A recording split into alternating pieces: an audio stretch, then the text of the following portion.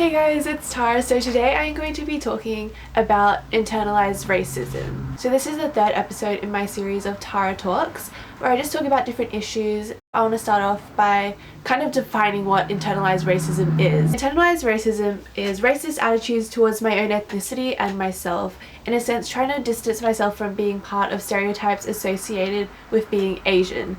And I'm talking in a sense of being Asian myself. Honestly, internalized racism is a very new concept to me, and I only really understood it really recently.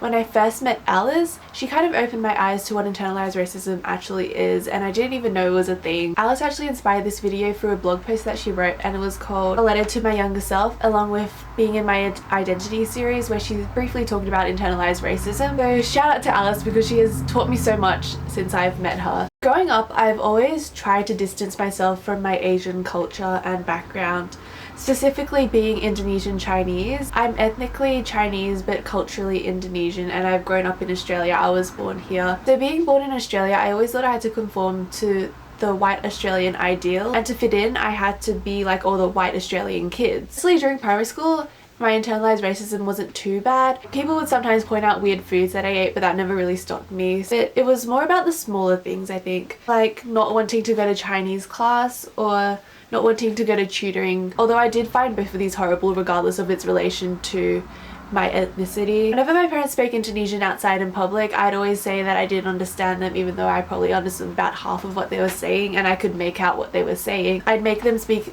in English because I was like, we're in Australia, we speak English here, we don't speak another language. And at this point, I do want to say that my parents both moved to Australia when they were quite young. My mum when she was around 7, and my dad moved to Tasmania for boarding school when he was around like 15, I believe. So they did both grow up speaking predominantly English, except Indonesian to their parents, and my parents can't speak Chinese but my grandparents can. So Indonesian is the predominant language in my family when speaking to my grandparents, but my parents speak English when they speak to me, unless they want to say something specifically in Indonesian. I think I was so afraid of my parents speaking Indonesian to me because I was scared that other people would hear them and think that I couldn't speak English and think that I wasn't from Australia, and I was proud to be from Australia. And I want to say that carried through most of high school actually.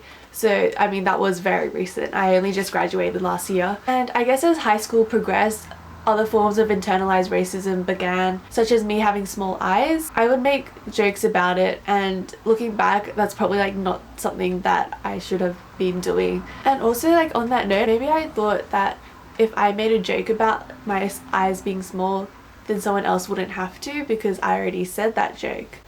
And I'd say other things like, oh, does this make me look too Asian? However, I think in the senior years of high school, I did begin to become more accepting of my background, my ethnicity, my cultural practices. For example, like Chinese New Year. I was so proud of like having that cultural background that not a lot of people have that I know. I began to stop wishing that I ate normal Australian food, or that I had blue eyes and blonde hair, any other colour of hair and eyes than dark brown. And once again, this always links back to self-acceptance. I think I just began to accept myself as a person and who I am, and that was very pivotal for me in high school. So starting uni, I met Alice, and she completely opened me to this idea of internalized racism and to be proud of my ethnicity and my people. I should be proud to have this sense of belonging to another group of people, to be Australian and Chinese and Indonesian, to be all these things at once. And I'm proud of myself for surpassing these horrible thoughts that I had in the past that filled so much of my life with self-hatred. So as a person of colour, this video is for all other people of colour who are struggling to find self-acceptance. Please know that this is a journey that a lot of us have gone through and are still going through, especially those who have grown up in predominantly white countries such as Australia and North America. You need to take steps, and I think the first step is kind of self-acceptance. I feel like a lot of my Tara Talks videos has led back to self-acceptance, and I feel like that's a very core point of a lot of messages that I want to show you guys. Step 2 is a bit harder. It's about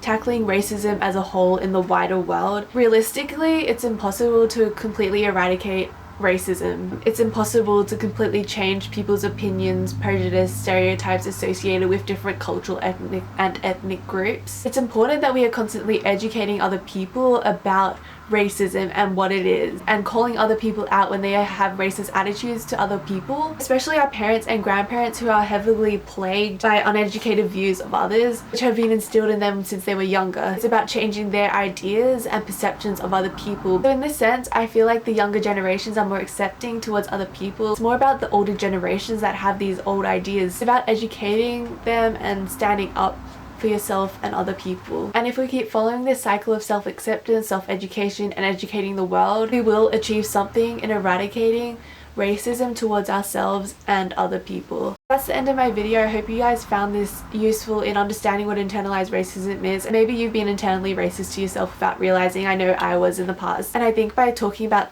issues like these, more people will begin to understand and accept themselves. And I think that's so important. And thank you so much for watching. Let me know in the comments below what you thought about this video, and if you want me to talk about anything else. I also want to talk about wider issues such as feminism, refugees, and asylum seekers. That's just from the top of my head, but those are two that I want to talk about. I have a list, and I will see you next time. Bye!